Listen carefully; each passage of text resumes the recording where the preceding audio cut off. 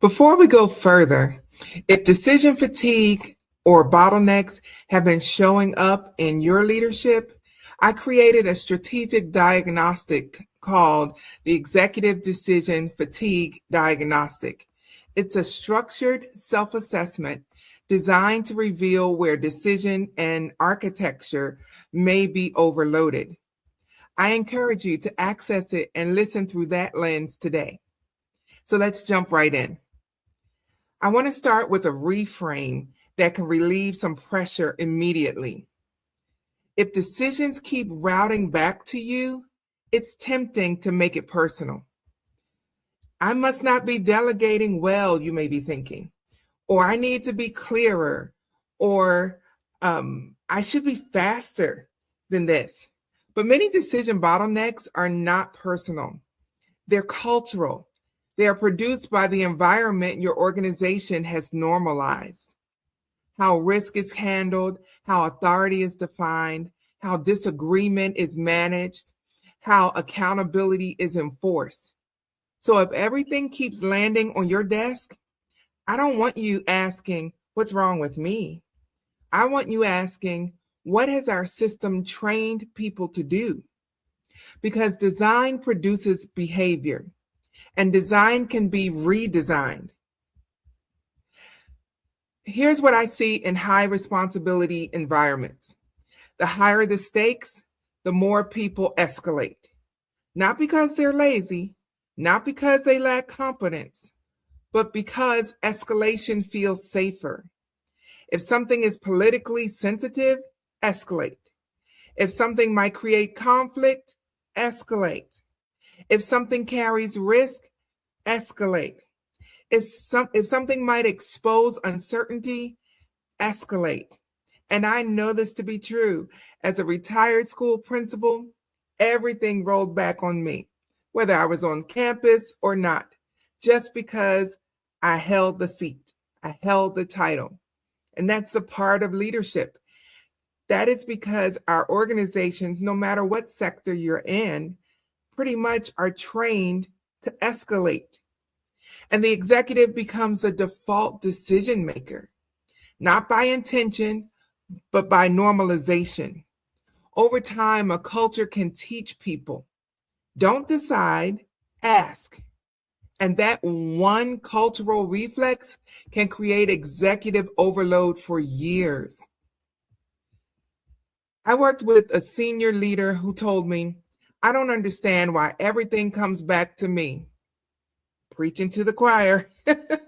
On paper, she had delegated. She had roles. She had capable managers. But in practice, her culture had not changed. When we looked closer, here's what we found. People feared being misaligned. The cost of being wrong felt high. Accountability wasn't consistent. Decision boundaries were unclear. So the team escalated every single time. Not because she was controlling, but because the environment rewarded upward routing. Once we redesigned decision thresholds and clarified authority lanes, escalation volume dropped.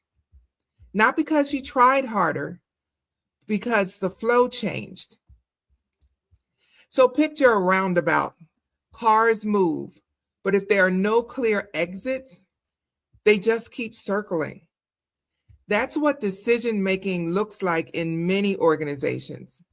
There's activity, there's meetings, emails, threads, updates, but no exit ramps, no clear who owns the decision, or who informs the decision, or who approves the decision. When it must be escalated, so decisions just circle. And eventually, they end up at the executive. Not because the executive wants them, that's for sure, but because the organization has no exits. Here's what I need you to know. Decision bottlenecks are usually built from a few structural ingredients. Unclear decision rights. People don't know what they can decide. Implicit escalation norms. If it's risky, Bring it up. Undefined risk tolerance. People don't know what level of risk is acceptable. And weak accountability loops. So people protect themselves with approval. Or what about conflict avoidance?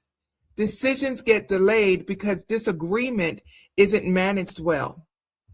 When those conditions exist, bottlenecks are inevitable. And here's the dangerous part. The executive internalizes a cultural pattern as a personal burden. Let's do a quick executive calibration. On a scale of 1 to 5, how often do decisions escalate to you that shouldn't?